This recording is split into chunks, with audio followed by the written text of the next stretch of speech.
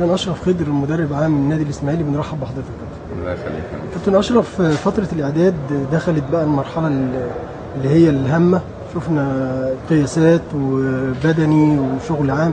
عايزين حضرتك تحط لنا بقى صوره كده عن فتره الاعداد بدايتها ووصلنا لايه وايه المرحله اللي جايه ان شاء الله. يعني احنا بدأنا اشتغلنا قبل ما يجي جايرو، اشتغلنا على يعني معظم العناصر، لان كان احنا عارفين ان الدوري قريب ولاعيبتنا الحمد لله كانوا برضو بادئين من فوق لانه ما ريحوش كتير وكده.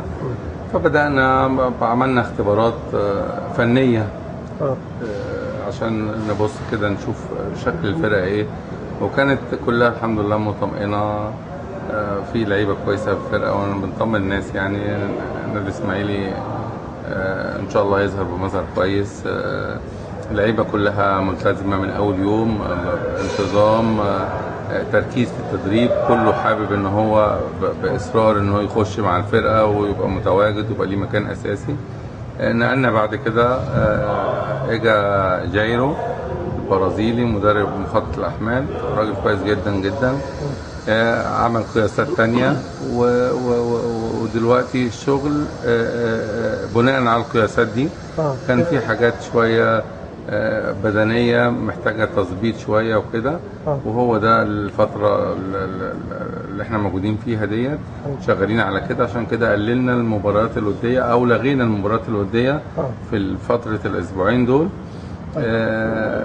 لغايه لما الارقام احنا عايزين ارقام يعني معينه. القياسات اللي هو عاملها عايز يوصل بالمستوى يعلى بالناقص بالظبط. فالفتره اللي جايه ان شاء الله هنبدا تاني، نرجع تاني للمباريات الوديه والشغل التكتيكي وكده. يعني الاسبوع ده كله كده هيبقى كله قياسات. احنا بنشتغل هو بدني، احنا في حاجات بتتعمل بالكوره كده مش كتيره. الاساس الشغل البدني البيور يعني. لكن برضو ساعات بنلمس حاجات كده معينه وبتاع، لغايه ان شاء الله اول الاسبوع الجاي هيبقى الشغل هياخد خط تاني ان شاء الله. طيب كابتن، حضرتك الصفقات الجديده واللعيبه اللي جايه بعين الكابتن اشرف بقى خضر، شايف ان شاء الله في لعيبه لفتت نظرك قوي وان شاء الله هيكون ليها مكان، في لعيبه مثلا لسه شويه، في لعيبه ممكن نستغنى عنها، حطنا في الصوره كده. بص الكلام ده يعني هو حديث الشارع. ما حضرتك عارف في ناس بتقول الكابتن اشرف بيقول فيها حوالي مش عارف 4 لعيبه يستغنى عنها، وحضرتك نفيت، فاحنا عايزين ناخد الكلام من حضرتك. ما فيش الكلام ده. اصل احنا قلنا 100,000 مره ان مهم قوي، احنا في نادي محترم، نادي كبير، في نظام وفي منظومه، ما عندناش حد يطلع لوحده يقول حاجه مش متفقين عليها، وبالتالي احنا مش متفقين على حاجه، فما ينفعش يتقال حاجه زي كده. انا بالنسبه لي اللعيبه قلت لك اشتغلنا حوالي يمكن 10 ايام، اشتغلنا فيهم شغل فني، شغل تكتيكي، عشان نشوف تركيز الناس وذكاء الناس وكده. الشغل كان مطمئن، واللعيبه اللي موجوده لعيبه كويسه جدا، وده طبيعي في الكوره ان انت في الاخر بتلاقي لعيبه تبقى لما بتفكر تجيب لعيبه جديده، مجموعه لعيبه جديده، في لعيبه بتخش الفرقه بتبقى اساسيين بيبقوا مميزين، في لعيبه ثانيه بتبقى لعيبه كويسه بتاخد وقت عشان تتاقلم وتنسجم وكده، وفي لعيبه بتبقى ظروفها صعبه ان هي تخش مع الفرقه. كل الكلام ده كله موجود، لكن ده محتاج تحليل ومحتاج وقته ومحتاج، لكن احنا بالنسبه لنا الشغل اللي اتعمل كله مرضي، الناس كلها مركزه، الناس كلها لعيبه كويسه جدا، ودي حاجه مطمنانا.